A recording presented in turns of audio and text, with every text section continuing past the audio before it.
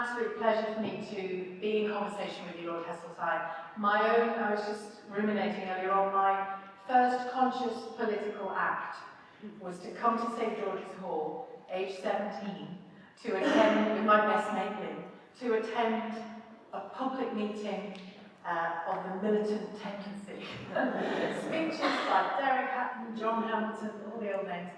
And that was and the reason we went was our school was on strike and closed again and again and again, and we wondered why, and we heard a bit about the militant tendency, and we came down to listen to this meeting to see what it was all about.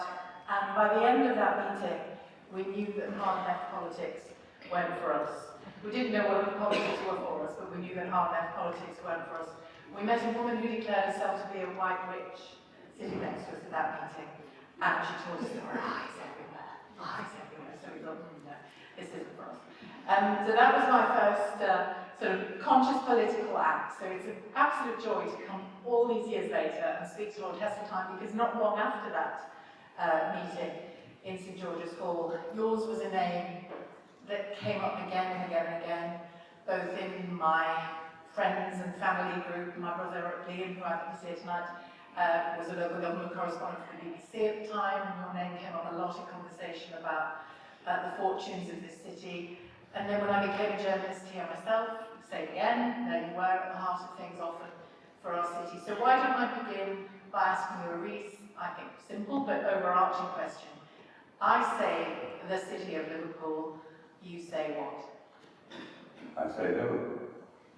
And what do you say about Liverpool? What does it conjure for you, the city? Oh, well, it's been so much a part of my life, and it, without the slightest doubt, it didn't change my beliefs, but it confirmed them, intensified them, evolved them. But the extraordinary thing about is how much serendipity played a part. There was no strategy, there was no plan. It was just one event after another led me closer and closer. Was there a point during that those early years of that serendipity where you thought this city and I are going to have a sort of lifelong relationship now? No. No. We're really not there. I think it all built event on event. Yeah. I may have given you a false answer to that, because I think that, yes, I think I did give you a false answer. There did develop, I suppose, by the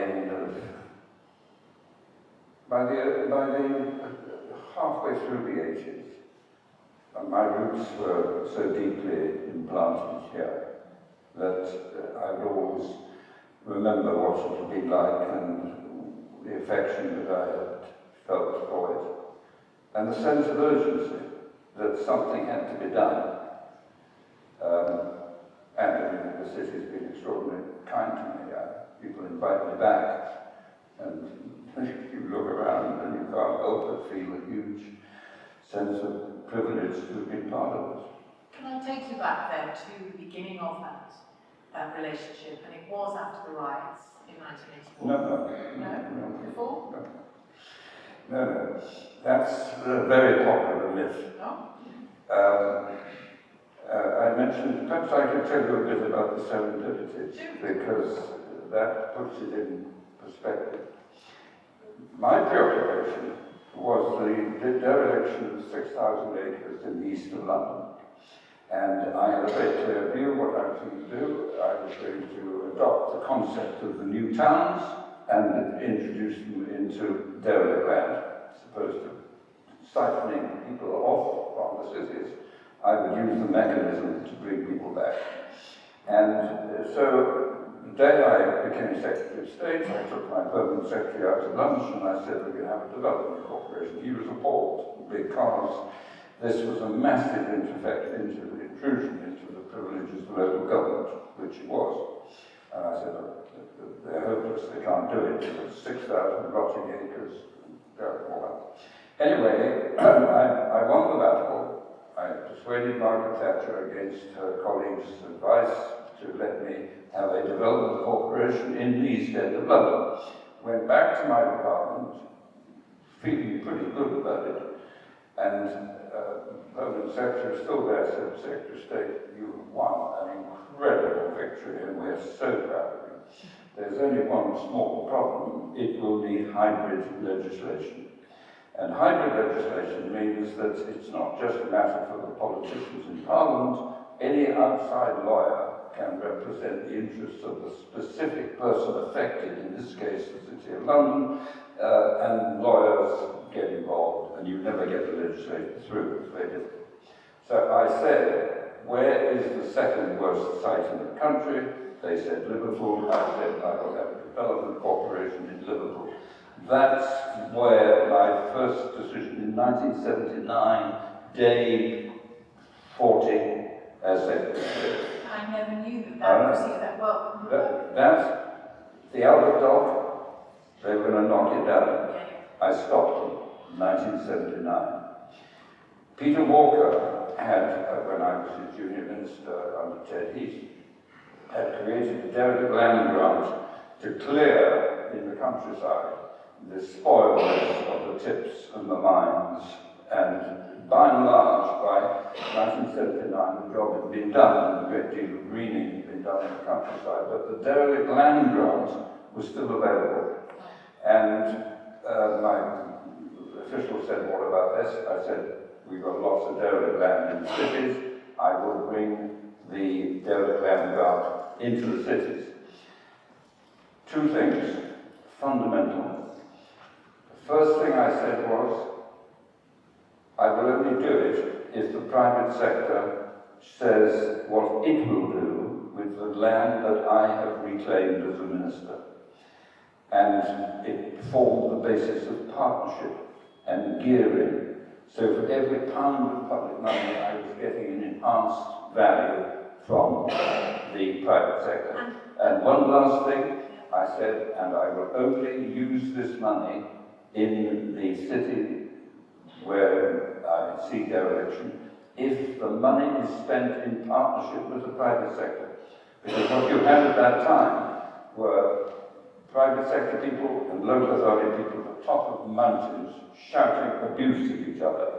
But when I said, if you want the money to the public sector, you've got to bring the private sector with you and encourage them, house builders, to put houses on the saved land.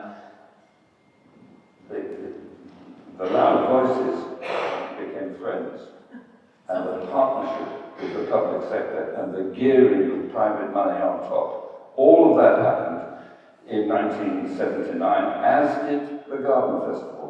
But this was you warming up, I think. I think she likes to go. 1979. Yes, yeah. Well, that was in a sense then the war for post-81, and you... No, but you came back and made beyond 81 and found... am I going to be dates? Yes, no, you let me help you. Okay. Again. In 1981, they rioted. Yeah. And I had been in a sort of partnership with Liverpool. And I felt a personal responsibility. I said, look, I've done all this. I've done the development corporation, I've done the garden sector, I've done the derelict land money, I've done the partnerships with the private sector. And I thought I was doing the best I could for the city.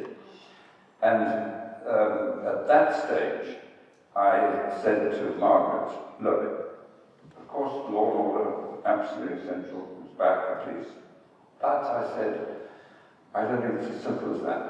So would you understand if I spent some time walking the streets, just talking? What's the problem? What's it all about? And Margaret agreed. And that's why I came within days of the riots of 81 to Liverpool and began the journey of those 3 weeks. So I'm guessing you approved of Rory Stewart's approach in his Tory leadership campaign more recently, when he essentially did the same, didn't he? It was about just talking to people, which is what you did. He was 35 years I old. know. Right. Can I ask you about some cabinet papers that were released a year or perhaps 2 years ago, after the 30-year rule, they came out. And in those papers, you urged Margaret Thatcher, you urged the Cabinet to really give you that time in Liverpool and give you the time to create some leadership for the city. You boiled it down to as simple as the city has no leadership.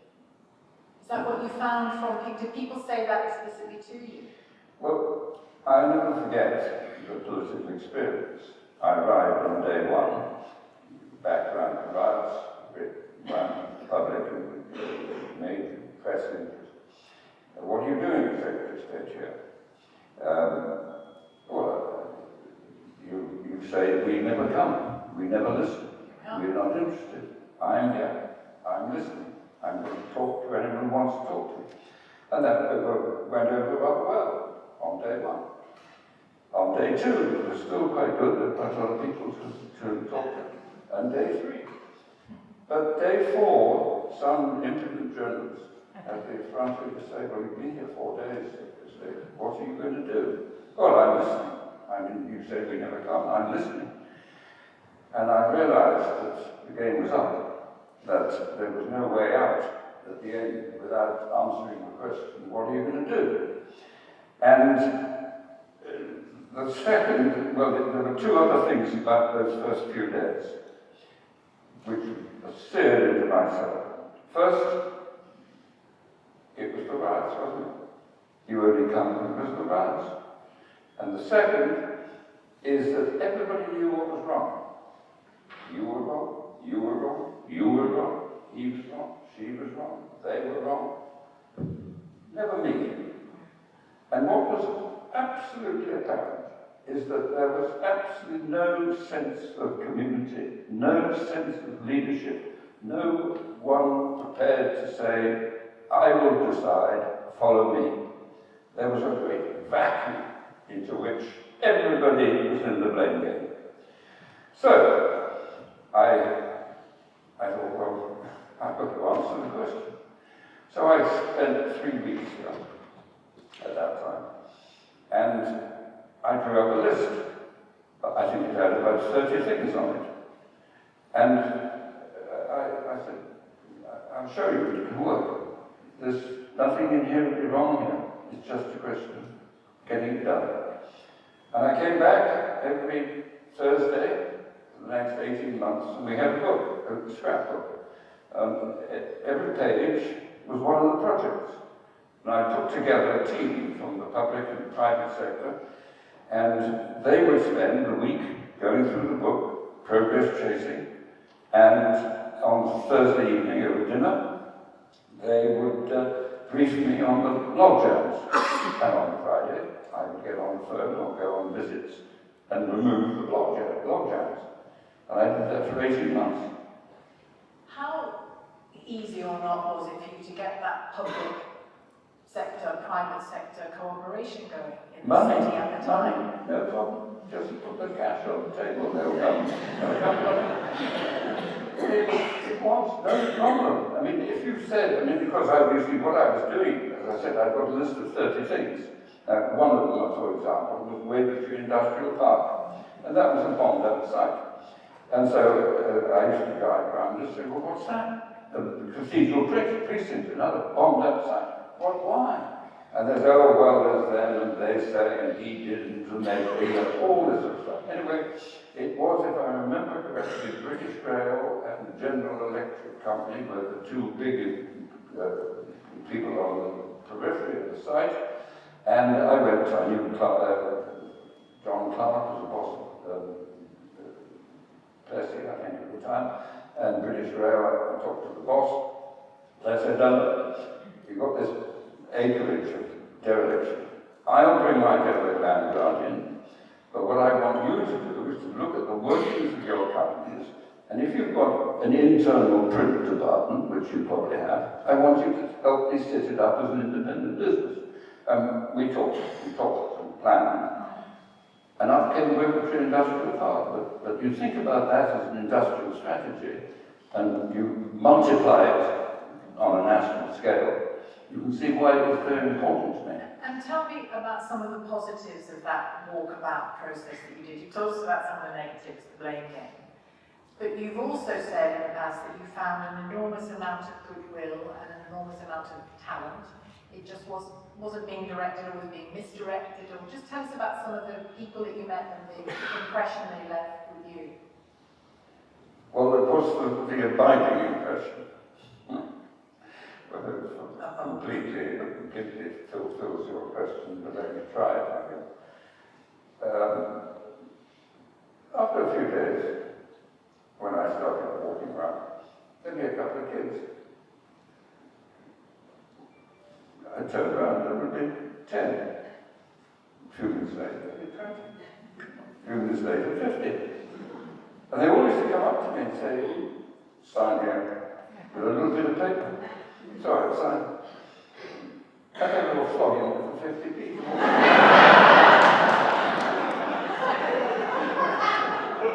And I said, we can build on this. Did they know who you were? Well, of course they knew who I was, yes. Yeah, that's the businessman in you coming out. Yes. Yeah. But you see, I had money. Now, not huge sums of money, but it wasn't about huge sums of money. It was about, well, my derelict land grant. So I could look at 2 or 3 acres of dereliction and say, look, we're going to clean this. But then I made it conditional so that for the local authority who probably owned the land. I said, you're not getting the money until you can get a house builder to put a house on, or houses, whatever it may be. And so, kicking and screaming, the local authority hadn't got a choice. Well, they had a choice. They could keep the derelict site. But Trevor Jones was the leader then, and I got on very well with him, and he was very sensible.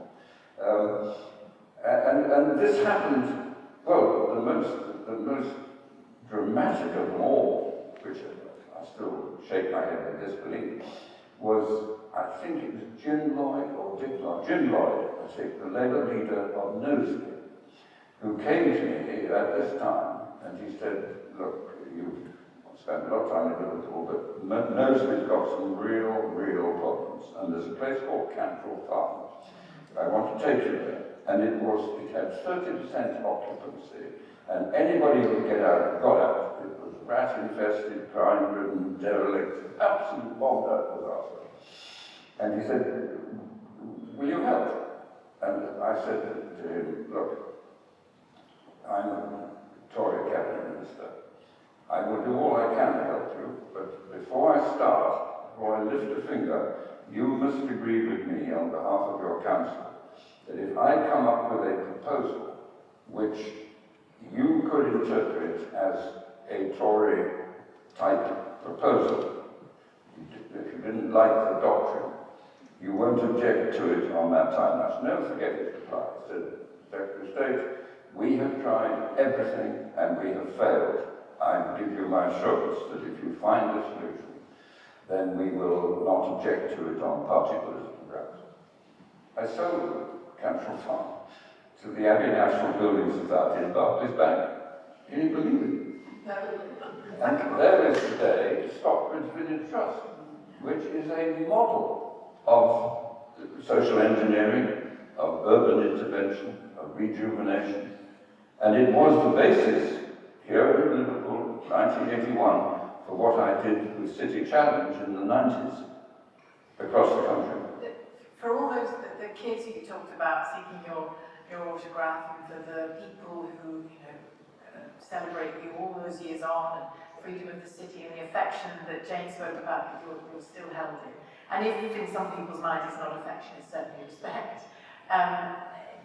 Tell me what you think it is about your approach then that could inform the politics of now, really, when it comes to it. We're still...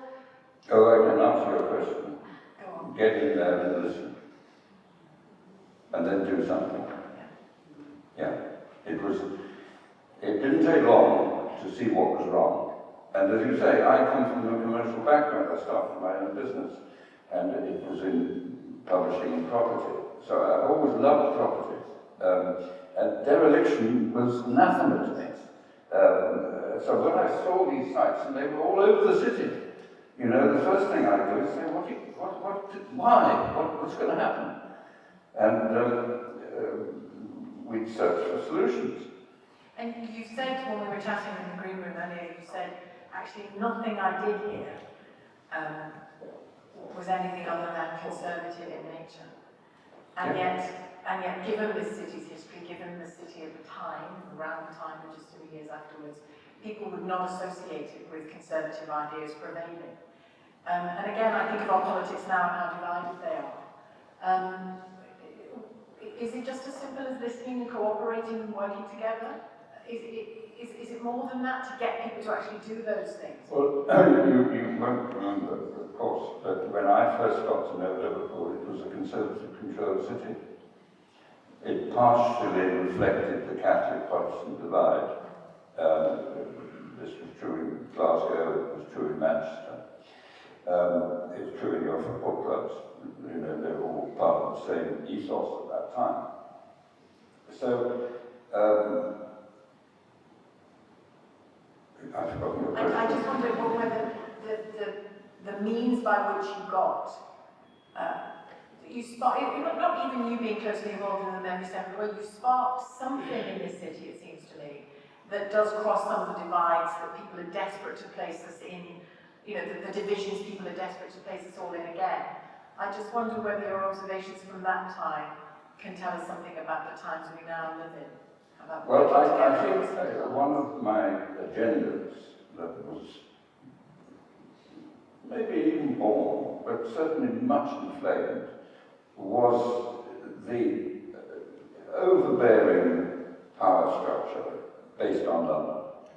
And I am strongly of the view that we need devolution, and I'm immensely proud to have played a role in the Northern Powerhouse. Before that, starting with Joe Anderson in Liverpool City, and then now we have Steve Rothman, and we have the other Northern cities that is coming in dialogue, West Midlands, Bristol. But I am the old councillor system made it very possible for one set of policies to continue in majority, almost to the exclusion of the rest. Yeah. Because once you've got, let's be silly about it, let's assume you've got 100 councillors and for 51 of them belong to one party, at 51, one is enough. And so that particular party can run the city, basically, who cares about the 49? And I think there was a considerable element of that in the way in which lots of British cities were run, because the two just shouted abuse at each other. What I believe profoundly, London actually took most of its decisions anyway, but what I was in favour of, and profoundly in favour of, is somebody who is elected by the whole constituency. So they have to widen their view as to where their support is and where the balance is. And that requires the mayoral concept and the direct election of one person to do it. Which we've seen growing. Which we have made. We've made a lot of progress, and I'm privileged to work for David Cameron as an advisor when a lot of these things happened. As I say, Joe Anderson was he was the first breakthrough in which I was involved, and Tony Blair gets some credit for Leicester, for example, and various other London boroughs had mayors before I got involved in the last wave. But anyway, I have no doubt that there's a white paper coming on devolution, and that will promise to take the present agenda further forward, and I think it's unstoppable now. Well, in a few minutes' time, I'll throw the questions out to the audience, but before we do, I'd like to, you mentioned the Northern Powerhouse, you mentioned mayors. Boris Johnson has spoken, when he's talking about Brexit, which we will also come on to, when he's talking about Brexit, he has spoken about the need to rebalance the economy, the need to reboot education in the north, good jobs in the north and the like. There is a feeling in the north, I think we've heard a lot of that before. What needs to happen for it to be different? Is it what you just said? Is it mayors that will make that Mayors difference? are an essential part of it. That gives you the potential for leadership, but power. I mean, let's talk about education.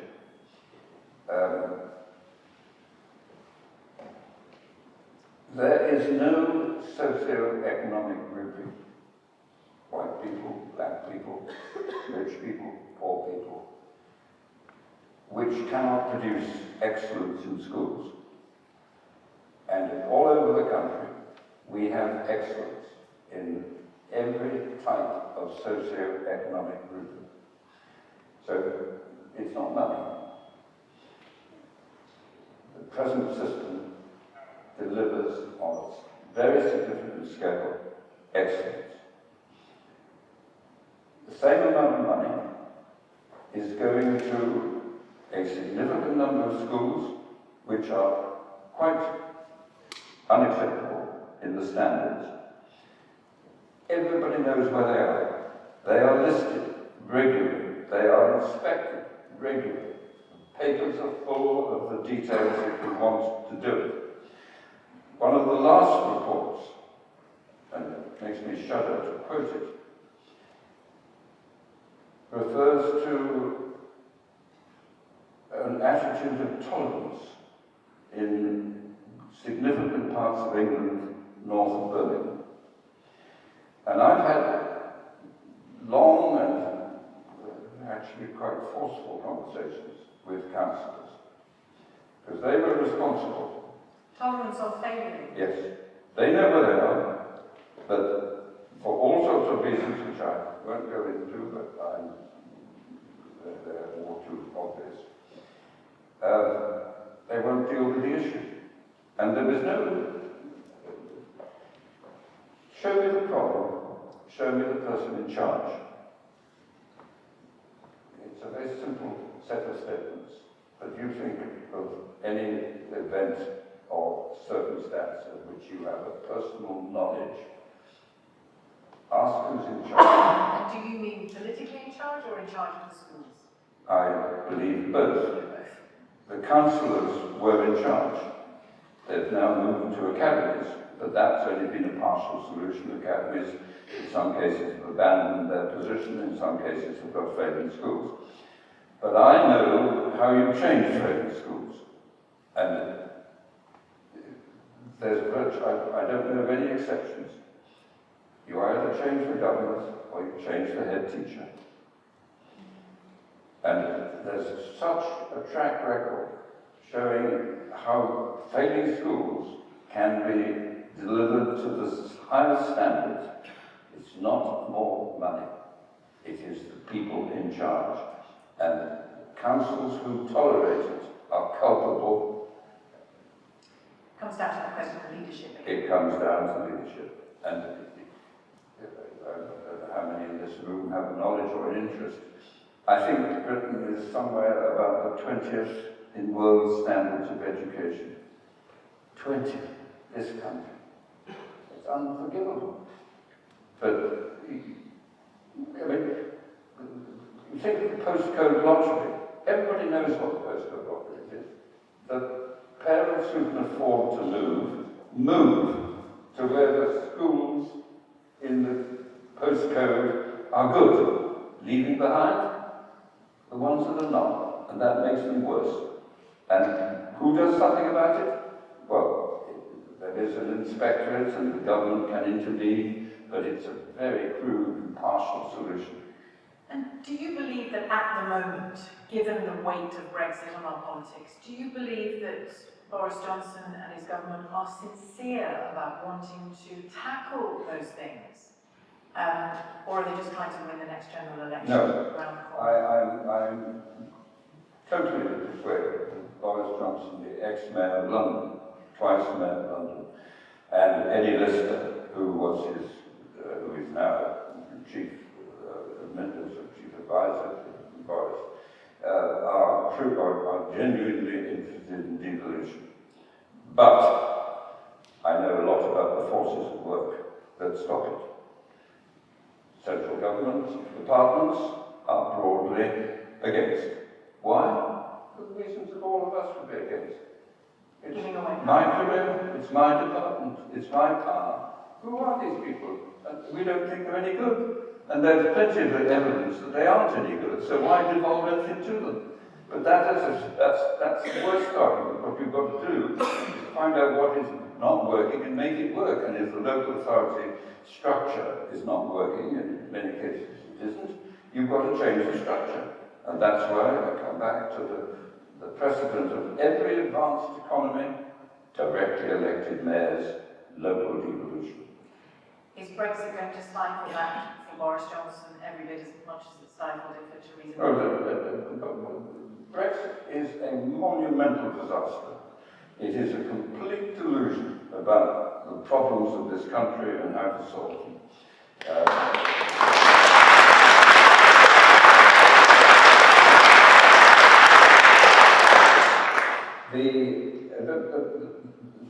The Brexit cause is the consequence of 2008 and the world economic crash. For 10 years, living standards broadly froze. And that was after the post-war world in which broadly they rose by 2 to 3% a year. The crash came because the governments overborrowed, companies overborrowed, people overborrowed, and there was an awakening that money had to be paid back. So we had 10 years of stagnation, and out of that has come Donald Trump, and Nigel Farage, and the Brexit phenomenon, and Le Pen in France, and AfD in Germany, and people in Italy, all the same stuff. Someone has to be blamed, and if you've got to find someone to blame, let me tell you, you don't need to be a psychoanalyst to work it out. Foreigners, immigrants, them. And that has been 10 years of the Daily Mail, the Daily Telegraph, the Daily Express, banging on all the time. Anything to try and explain to people that it's not their fault, that they don't need to be preoccupied. Just keep going, it'll all be all right, and Brexit will solve the problems. Brexit will not solve any of our internal problems, it will make them worse.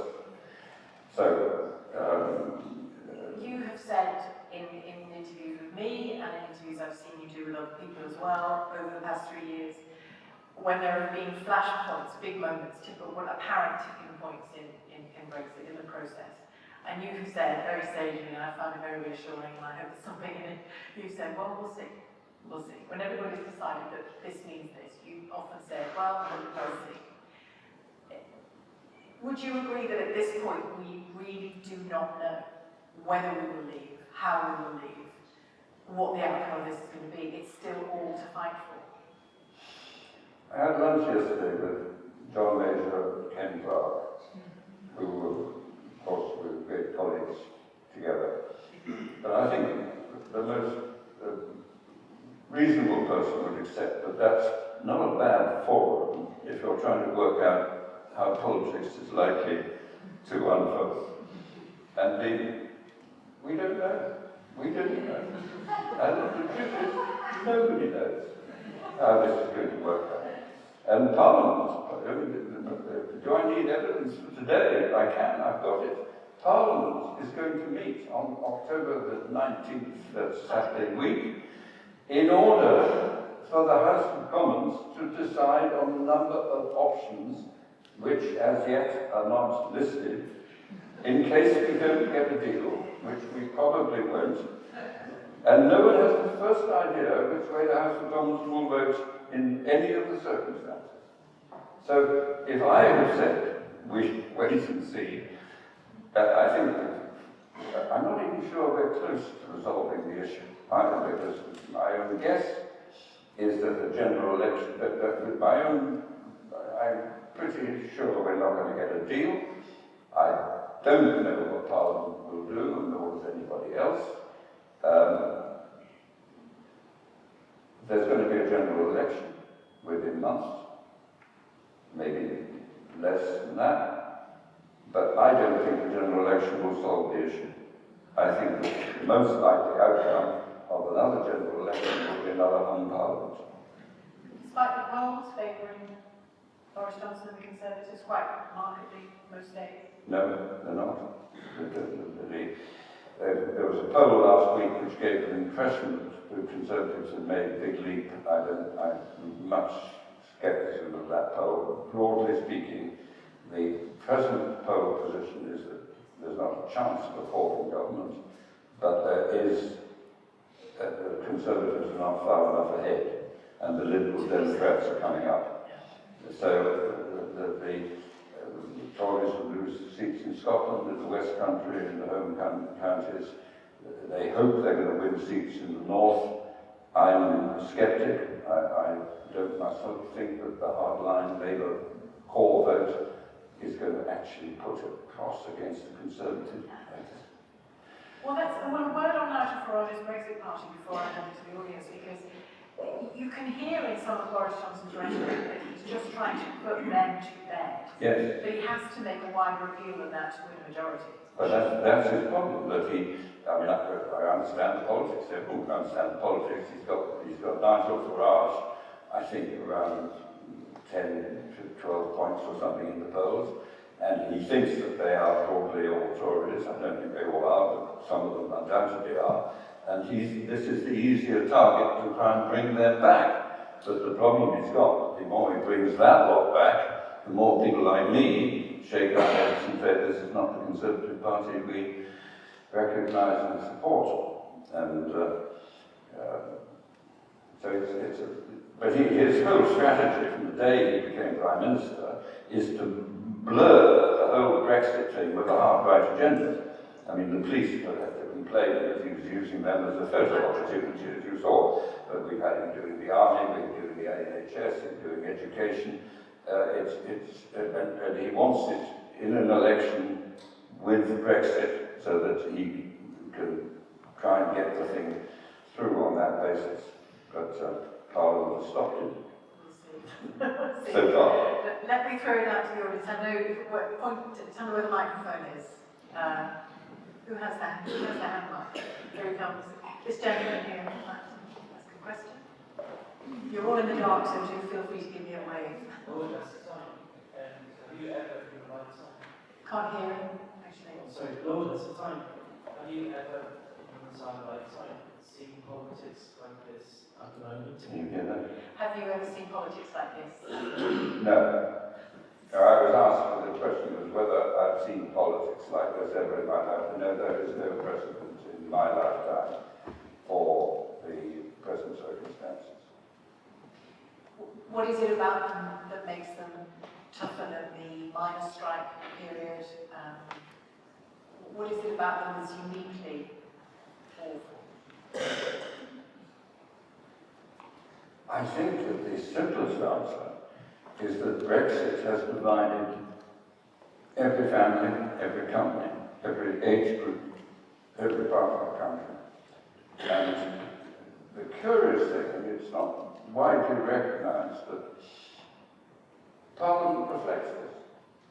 Parliament can't decide, and that's because the country can't decide. And the country put them there. And the country put them there. And after 2017, the Tories lost their majority in 2017, thinking they were going to win. And so there's somehow or other the sophistication of the process, which many people find extremely annoying. Why don't they do something?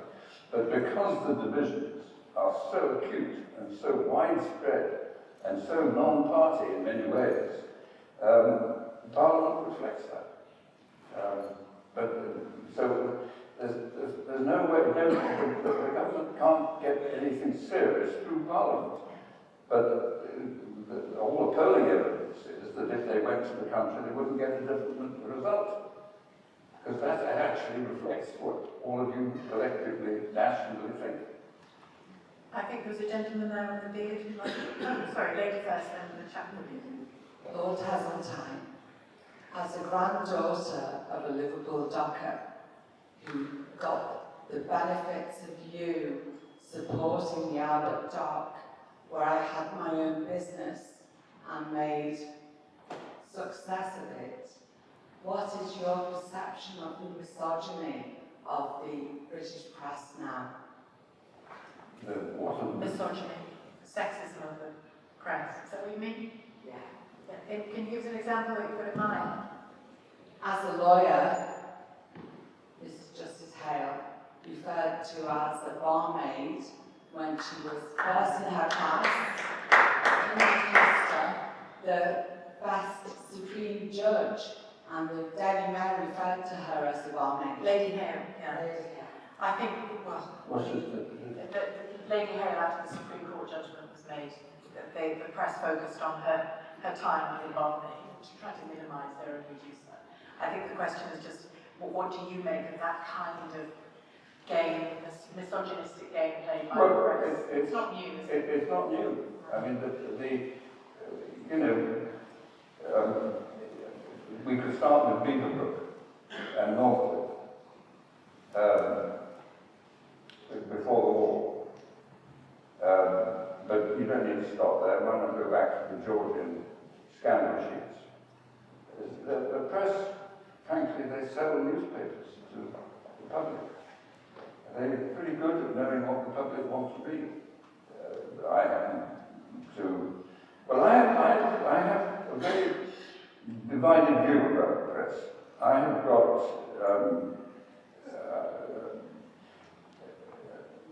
the most appalling headlines that have been written about me. The Sun wrote the whole of their front page, the word liar, that big, about me. And I can produce plenty more. Because if you're not on their side, the two or three of them will come to you, and there's no hold barred. But that's not new. That has been the case Victorian times, Georgian times, and on today. Don't ask me to defend it in any way. I'm only talking, if you want a free press, you will get the press reflects what they think public want to buy. But why have I got the other side of this? When I left Mrs. Thatcher's government in 1986, I was finished. Except for one thing, the press. And however much the Tory government marginalised me, cancelled meetings for me, the journalists reported me. And indeed, I went on and up and up and up, till 4 years later I was seen as the most likely new leader of the Conservative Party. It didn't work out that way, but that was what the polls showed. And the journalists saved me, because they are free. Did you ever discuss that with individual journalists at the time, saying, thanks guys, this is doing me a favour? I don't think I did quite put it like that, but I have made this point. I have made this point basically in public in more recent times. I never rang any press and said, would you... Well, I did once, actually. I did once. Here we go. No, I rang Larry Lamb, who was editor of The Sun, and of course that's a Murdoch newspaper, and one of the worst in terms of personal vilification. And he said, no, I'm not allowed to print an article by you, Michael. But we could cover you in the news column. And he did. And that worked. And of course, that was more important than writing an article. So the press saved my career would come to an end if the power of the Conservative Party had their way in 1986. Can I just ask the lady who asked the question, did you ask that specific question because as a businesswoman, do you feel it yourself? Do you feel that they're trying to minimise women in the world of work, in the world of business? As a lawyer, female lawyer, I felt that she was utterly patronised in the press, which was utterly unacceptable. And if she was male, that would not have happened. Oh, well, maybe it would have. Well, A different version of it. I don't know about this story, but I don't myself believe that the treatment of women in the press has in any way held back the extraordinary phenomenon of women power. You know, it's wherever you look, women are in charge, and why not? And the gentleman just near the back there with the beard, do wave wildly so Hi, I can Michael. see. 30 odd years ago, you helped my father in his business at Gosling's of Liverpool. I can't hear you. I can't hear you, sorry, can you? 30 years ago, Michael helped my father, who was in business at Gosling's of Liverpool. And I was a cheeky little boy who asked him for a signature.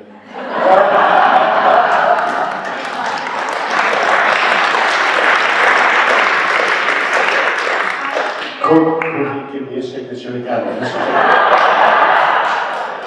How much did you get for your signature? Did you sell it or did you keep it?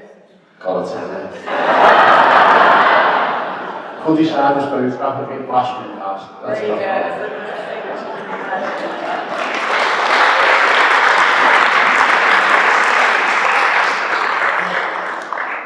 Is the picture of your dad? That's my dad, Michael. Oh, Yeah, that's this is lovely. not the same thing. Oh, you make us all cry. Made a difference. Oh, that's lovely. Thank you for that. That's really nice.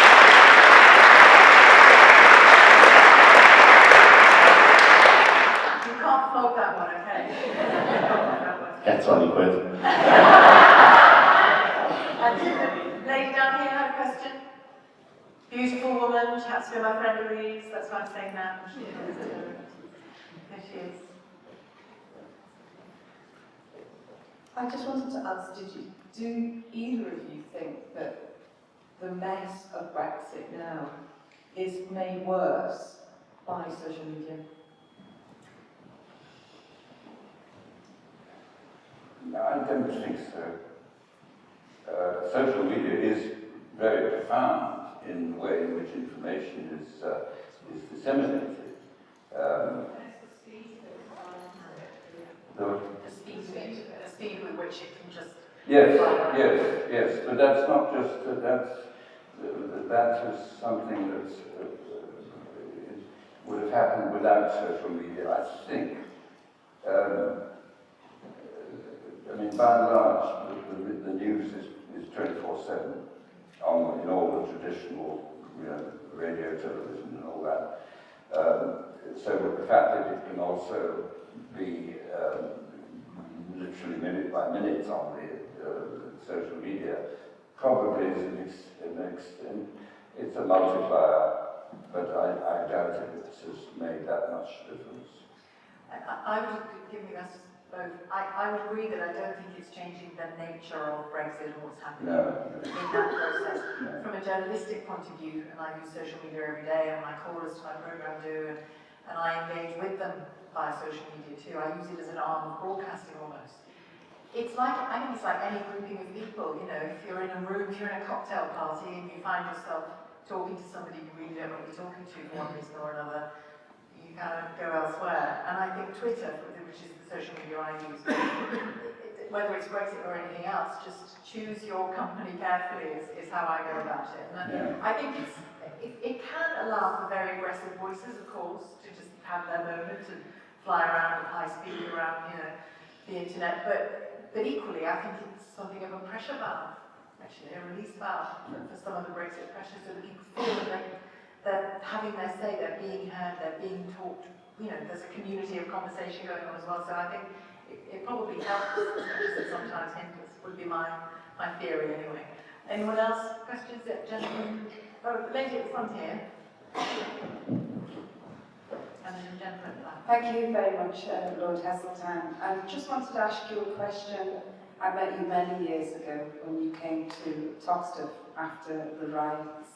Just wanted to ask the question, on reflection now, what do you think was actually achieved in terms of the community within Toxteth? When we look at the reasoning behind the uprising was around the lack of educational attainment, the lack of employment, life chances and opportunities. If you were to look back now to 1981, what do you actually believe was achieved from the visit?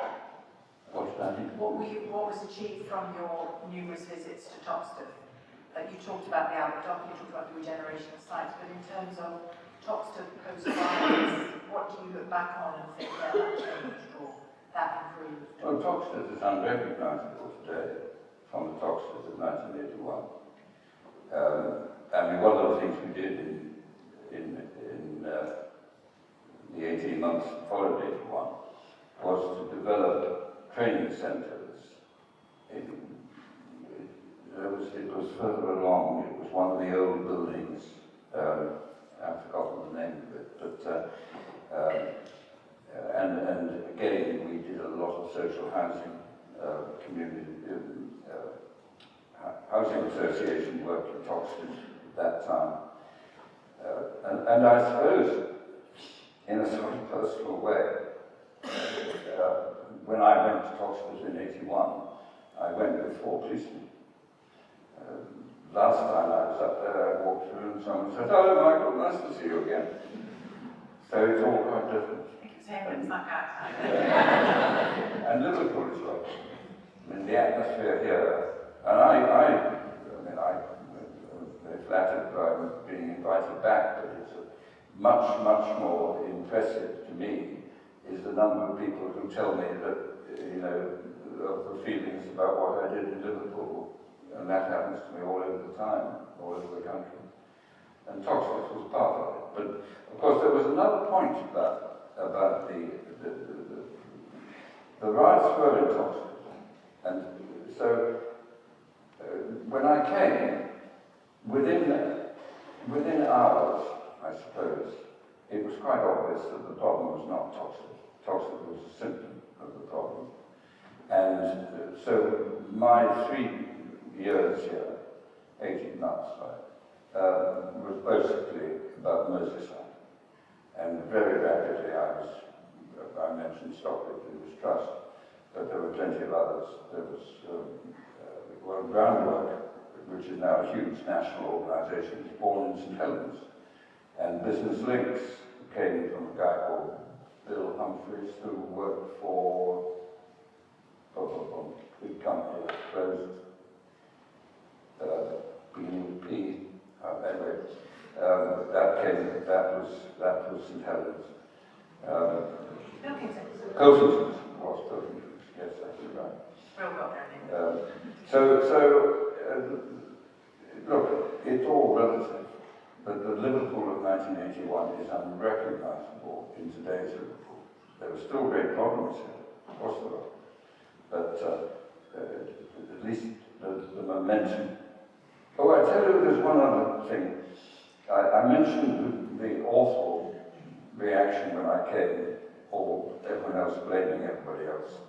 When David Cameron became Prime Minister, he asked Terry Leahy, who was the boss of Tesco at the time, and me to revisit the report I wrote for Margaret Thatcher, which was called "It Took a Riot." And so I was very flattered and very pleased to rewrite that report with Terry Leahy. And I remember very clearly, because I then came back and walked the streets, so to speak, again. But the difference was that everyone I spoke to had a plan. This is what we want to do. Just give us the opportunity, give us the money, give us the support. The feeling of we can do it was everywhere.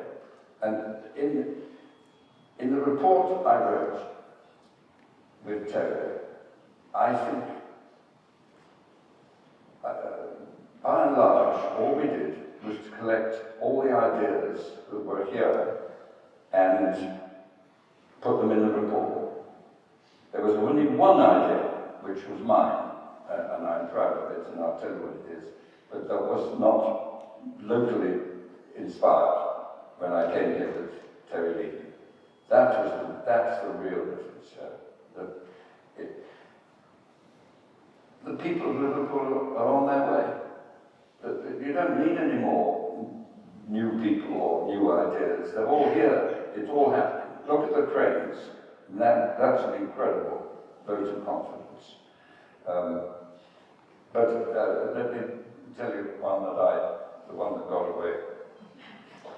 And it was again 1981. And it's rather an emotional story for me.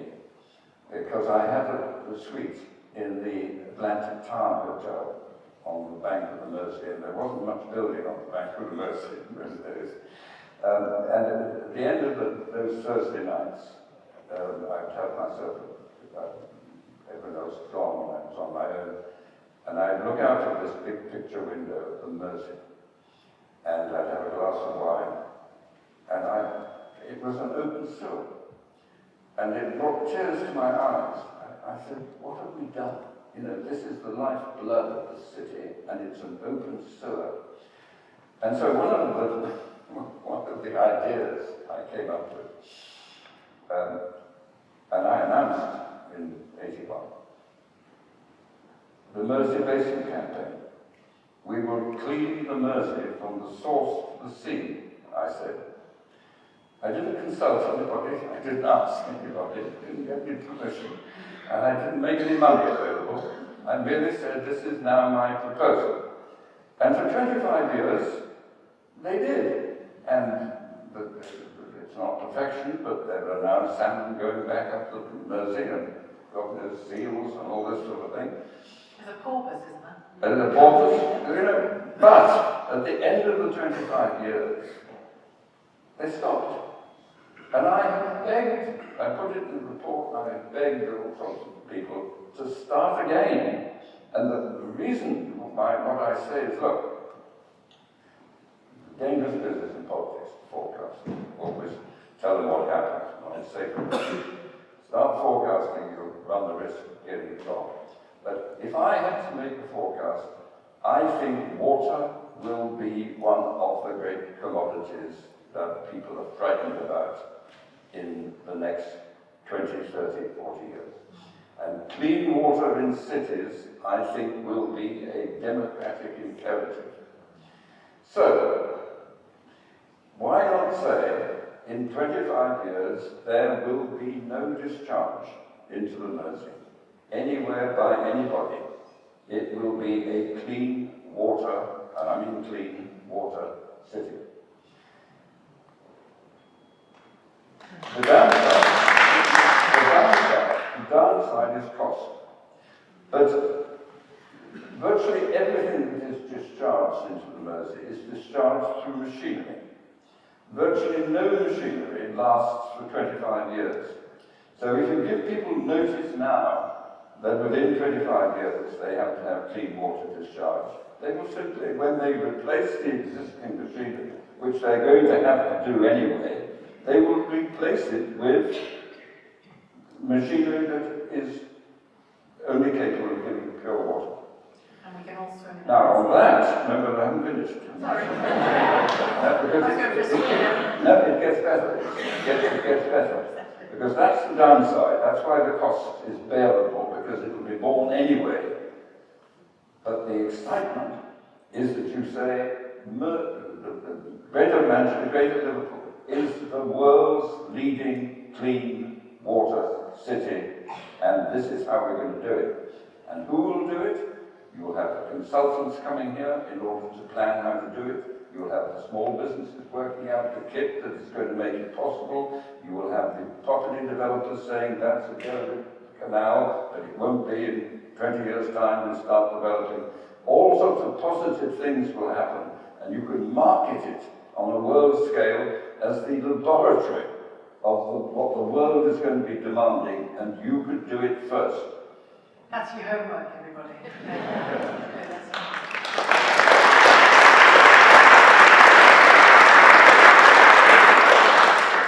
Gentleman over here, dying to ask you a question, I think.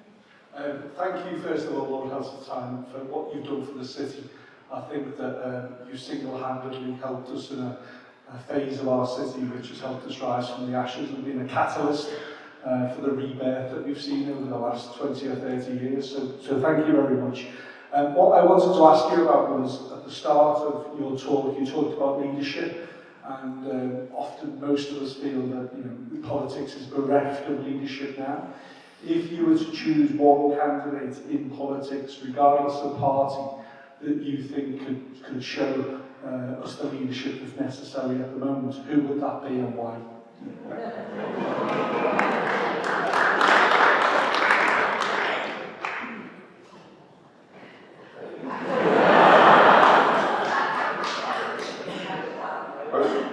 I'm bound to exclude the left of politics because I'm not a socialist. I don't belong to the Labour Party.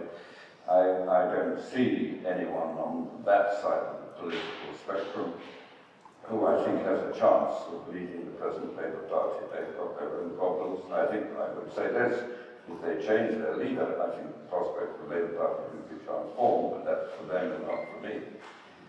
In my own party, I fear that there is moments, it's very difficult to see where that outstanding one nation conservative is. But then I'm an optimist, cometh the moment, cometh the man or woman, and so someone will emerge.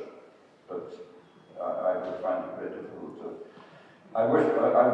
Frank, I wish David Cameron had never left the House of Commons. I had a great regard for him, for what he was trying to do. I worked for him, and it all got blown up by Brexit. But the Northern Powerhouse, and let me say, I wish George Osborne hadn't left, because he was a very rare chancellor. He ran the Treasury. The Treasury usually runs everything, including the Chancellor. George Osborne had a grip on that Treasury, and the devolution agenda, which increasingly you will see as being a very important galvanizer of the power of this area, that was being driven in the end by George. I wish they'd not left the House of Commons. You spoke to me recently about David Cameron and said, I was left with the impression that you thought he could have been a great Prime Minister, certainly a very memorable Prime Minister for better reasons than perhaps he will be, if not for that decision to hold a referendum, if not for losing that referendum. Is there a sense of sadness in that for you? Yes. Came across? Yes, there is. He came to see me, as he did everyone else at the time when he was running. And I said, look, as long as Ken Clarke is in the running, I will back Ken. But if he goes, I will come to you, and I did. And I think it's the right decision. And from a purely, this audience is from every party, I don't know, but from a conservative point of view, the one thing that my party must understand is that it was not the Conservative Party that won the general election in 2015. It was David Cameron, who was much more popular than the Conservative Party. He represented a strand of thinking which was more popular than that of the Conservative Party. And it was all blown by Brexit. But as I said, the things he was doing, the devolution agenda is hugely important, but the job that I was doing before Theresa May sacked me included the task of renovating the 100 worst council estates. And I've done the City Challenge in the 90s, so I knew quite a bit about what had to happen. And so he set it as one of his agenda items to start with the most acute social problems, which is the ultimate deprived council estate, and do something about it. And anyway. Question here. Hello, Lord Heseltine. 2 years ago, after 2 years of negotiations, a British Prime Minister came back from Brussels with an agreement.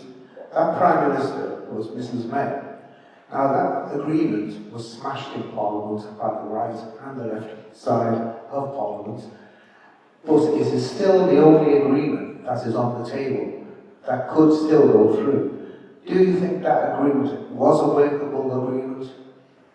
Do I think it was? Do you think that Mrs. May's agreement that she brought back from Brussels was a workable agreement? No.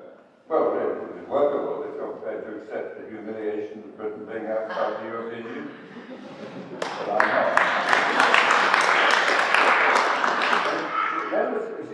The thing that you want it from my point of view. I'm 86. That puts me into a certain category of I lived through the Second World War. One of my first visits to Liverpool was in 1940 when there was an air raid. My father was stationed in Northern Ireland and we sailed from Hailsham to Northern Ireland, and I remember the air raid at the time when I first came here. But I know why the European movement exists. It exists because after 3 wars in Europe in 75 years, there was absolute determination that it must never happen again. It was a political determination. It began with the Schuman Plan, which was to get international sovereignty over the iron, coal, and steel-making, the war-making industries, to stop the nationalism that had led to these 3 calamitous wars. And it was that was what the European movement was all about. Britain was against it, and I lived through the period. I understand why they were against it. First of all, we had been the launchpad of the restoration of freedom in the relationship with the Americans, and without us, they couldn't have done it, and we had provided in the most extraordinary, heroic, Churchillian way the opportunity. It created an atmosphere. Secondly, we had the Empire then, and that was a loyalty and a historic phenomenon which was of dramatic importance. And thirdly, why should we throw in our lot? We were the victors. Why should we throw in our lot with all these bombed out and destroyed and war-making countries on the continent? So that was why we refused to join the European movements of the 1950s and 60s. And so the French and the Germans didn't deal. They asked us to lead them. They asked us after the war, they said, "You're the ones, you lead us." We said no. The French and the Germans did a deal. And the deal was a very simple one. Germany wanted access for its exporting markets to the wider continent. France had got a landmass, huge landmass, which was unprofitable and unsustainable, and they were frightened that the population migration from that landmass and the landmass degradation of the flow would overwhelm their cities and their ability to cope. So Germany subsidized the French agricultural communities to sustain them where they were, and they got access to the industrial markets at a price. That was the deal, but it was a political deal, not an economic deal. And we, in the end, at the beginning, we started to try and compete with them, called the European Free Trade Area. Actually, every member of that is now a member of the European Union, including ourselves. So everybody knew what was going on, and of course, to me, one of the great heroes of the post-war world, Harold Macmillan, told the British people the truth in the winds of change speech, that the empire is no longer sustainable. We don't have the resources, and we haven't got the manpower, or the army, or the navy to maintain supremacy over this massive world achievement which the empire was. So we had to adjust, and the American who paraphrased it most of you lost an empire but not found a destiny. And then it was how Macmillan applied to join, and Ted Heaton took us in. So this was a new world order. The nation state of the size we were was never going to be able to afford the huge technological advances that America, China, India, and what, to me, Brexit is Britain opting out of the Council of Europe, the Community of Europe. And who's going to fill our void? Well, we all know who's going to fill the void, the French and the Germans. They will make decisions. We will be a marginal economy on the side of it. It's our biggest market, it will still remain like a big market, but all the conditions, the specifications and the rules and the regulations will be theirs, and we will not be there. And I think that is the sacrifice of the interest of the younger generation, which I cannot countenance. Thank you for that answer. Did you want another question here just in front of that gentleman? Lord Heseltine, I'd just like to ask a question about, I'd like to pose the question first and then make some points, 2 points if that's okay. First question is, when will we feel the benefits of the Northern Powerhouse? And then the points I'd like to make is, we get the indices of multiple deprivation that are published every 5 years, And in 2010 and 2015, we got Liverpool and Mersey in the top 4 in both census. So when are we going to see that the benefits of it here in our city? You say we've got all the raw materials and the passion and the want and the talent, but you did allude to the money going down perhaps to London and the south. In the 2010 census, we had Tower Hamlets and Hackney, who went from the top 10 right down to the 70th least deprived areas in the UK, and yet we're still there in the top 3% most deprived areas. You have to tell me what I will boil that down if I may, and I hope I do it justice when I do. First question was, or the overarching question I think is, when will the North and cities like Liverpool in the North start to feel the benefits of the Northern Powerhouse, when in the indexes or indices of deprivation we are still constantly quite high up there? Yes, well, it's a very interesting question. And I mentioned in the context of Liverpool a few minutes ago, look at the cranes. That's tomorrow's investment. Well, today's investment for tomorrow. So I know, and it was one of the great problems when I was here in '81, that if you take a decision to improve an area, fine, we take a decision. So what happens next? Well, you have to have an idea. Then you have to have consultants to work up the idea. Then you have to have a planning application. And in my experience, which is quite significant in this field, basically from the moment you decide we're going to try and change something, 3 years later, there will not be a spade on the ground until about 3 years. Then you begin to see. Then you get the construction phase, 2 years. So virtually nothing to the ordinary observer changes for about 5 years.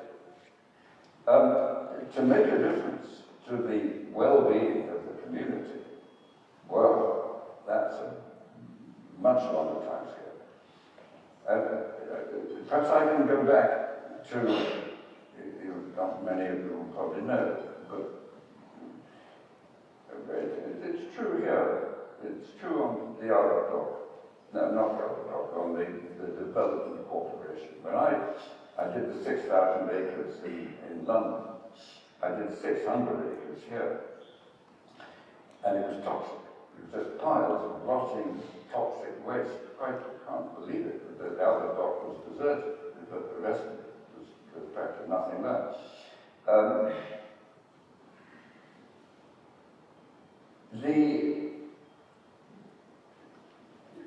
The first thing is to get some buildings. And then you've got to get an occupation. And I have no profile knowledge of what's happened on the outer dock area.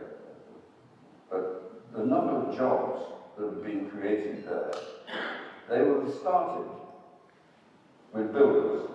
And builders are well paid. I mean, building offices, guys who drive the mud shifting and the earth diggers, they're very well paid people. And they probably don't live anywhere near the place where they work. So that doesn't do much for local employment. By and large, and dangerous generalization, income people who tend to have quite well-paid jobs. And it isn't until you get the tertiary economy, the service level economy, that you tend to find jobs for relatively unskilled people. And that takes a long time. And there is no shortcut. I remember the time this was so vividly. In Manchester, there was a big site, and it was derelict. And I found the money, went off to see this huge job creating opportunity. And there were a dozen great earth diggers. That's all there were. And I had it. One of my great regrets in all this field wouldn't have changed anything, but it would have, I wish I'd done it. When I did the 6,000 acres in London, there were, the only homes were council tenants. They were very doctrinal councils, they didn't have private sector housing. And basically, what was there were council tenants, and largely elderly council tenants, because their children had all got. They'd gone off to new towns, they wanted to buy their homes, they couldn't, there weren't any homes to buy, so they'd gone. And they were very hostile to me, because, well, first, I wasn't really talking to them, and that's where my great regret is, I didn't talk to them more. But I don't think we made a lot of progress, because what they wanted was more public money to sustain their way of life.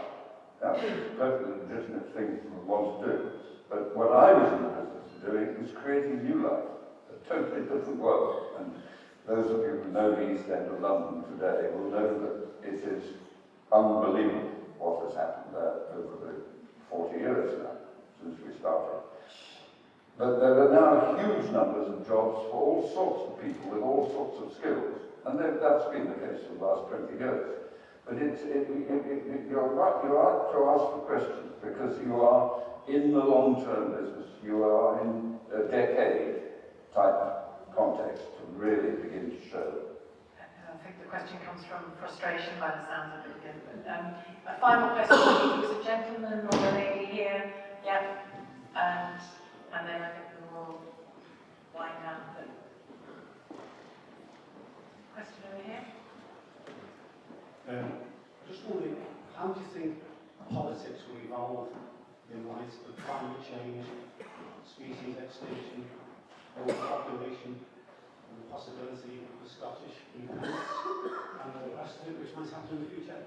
That's a lot of topics all together. How do you think politics will evolve in the light of climate change, species extinction, and Scottish independence? To that mix as well, so I'm not sure anything. Well, Scottish independence, I think that is, I think Brexit is now a serious threat to the United Kingdom. We know that the Scottish people want another referendum, and sooner or later they'll probably get it.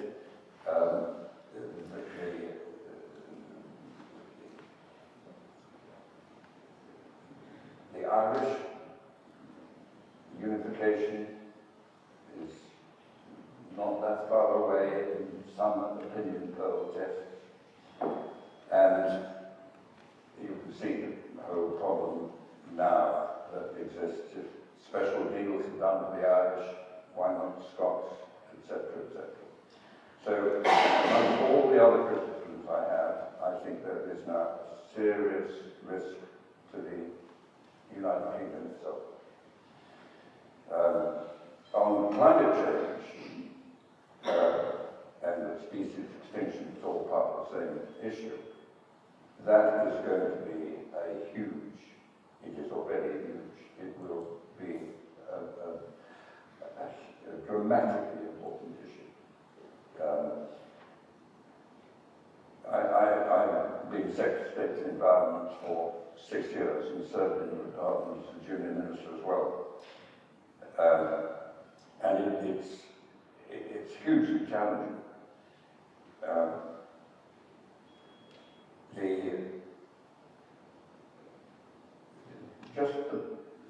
The scale of the threat of the rising tide on coastal communities, which are not sustainable in the extreme analysis. They all have to be rehoused.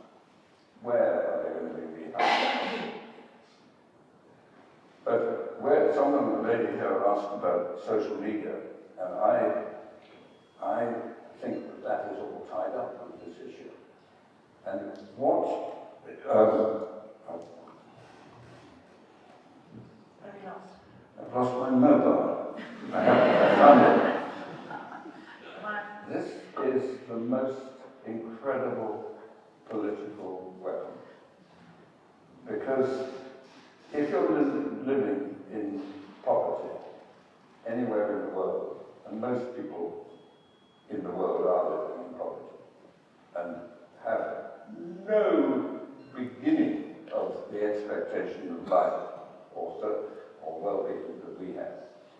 And every day, this tells you of the extremes. They all know how well we are. One of our biggest problems is obesity. Everyone knows it. It's worse in America. These are people who are starving. And they are measured in billions. And every day they see this. And anyone who has the energy and the ambition, what do? They want to share it. They want to come here. And the migration that this fuels and certainly magnifies is, in my view, unstoppable. So We've already seen the beginnings of that. The what? We've already seen the beginnings. You've seen the beginning of it, of course, but it's only the beginning. And the people, you all see it. It's not the old and the infirm who are coming. It is the energetic and young who just know through this what life here is like. And that's not going to go away. So you've got the globalization, which is unstoppable, and the climate change, which is threatening.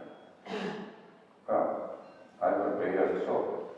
And that's a great shame. I think we can all agree. Can I thank you for your questions as well, and thank you very much indeed for your company and your time.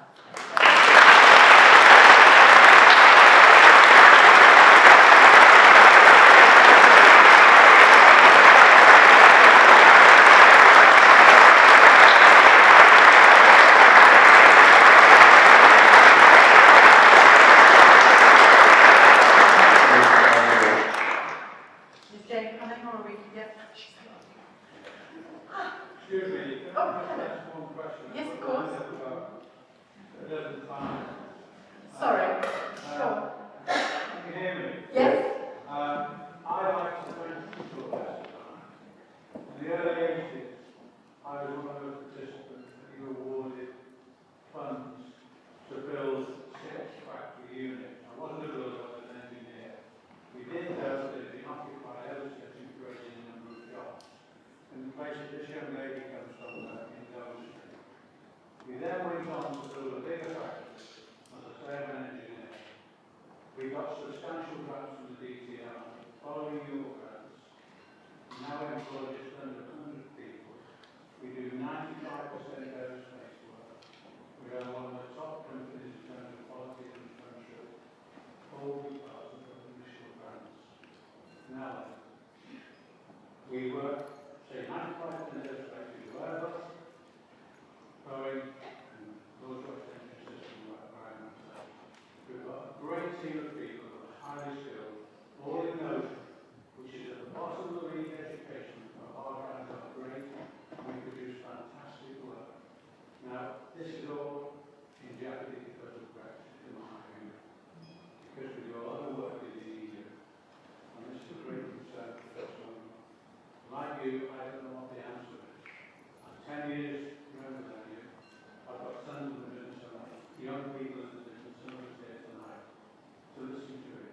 But that started in my mind to say thank you.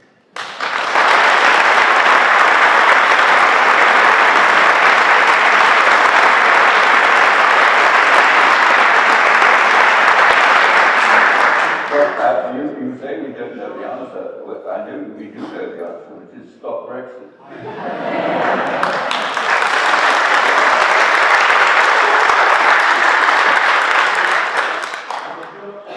My question I was going to ask before, prior to the lady asking her question, is, I'm 10 years younger. I've always had an interest in politics. We've now got two main political parties, and I have no doubt there are many good politicians in the House of Commons. But I now see 2 political parties, and the cabinets of each of those parties, the cabinets of the Tories and the Conservative Party, and the cabinets of the potential cabinets of the Jeremy Corbyn. And I see 2 of the worst groups of politicians in my lifetime. And I want to know, is it because these people all go to university, they do PPE, go straight into politics, and where are Michael Heseltine and Peter Walker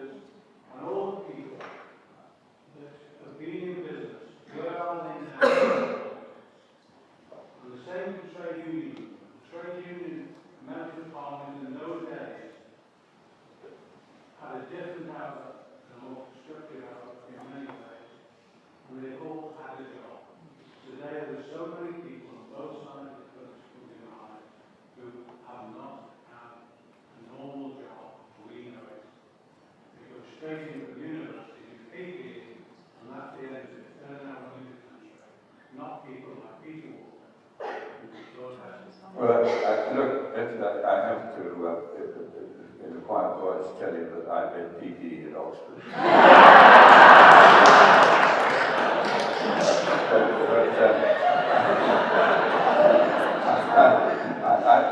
I think you make a point for which I have much sympathy. I think that there's been a trend which has escalated in my political life dramatically in the appointment of special advisors in addition to the civil service.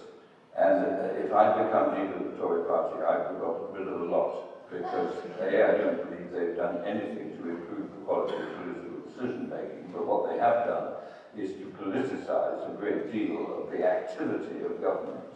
And it has produced a route for people more or less from university to go straight into being political advisors and then becoming parliamentary candidates.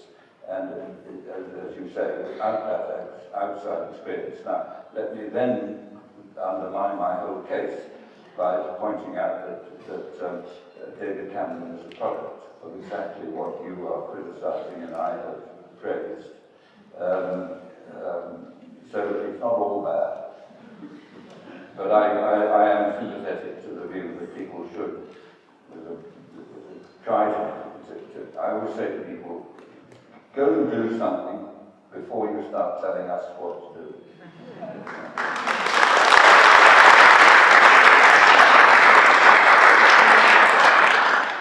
Thank you all, ladies and gentlemen. I just first of all want to say a huge thank you on behalf of St George's Hall Charitable Trust to Shelagh Fogarty, who's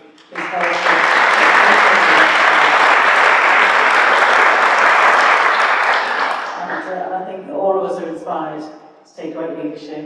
And I think I would say those politicians out there sitting right over here, they talk with great common sense, so thank you for the questions.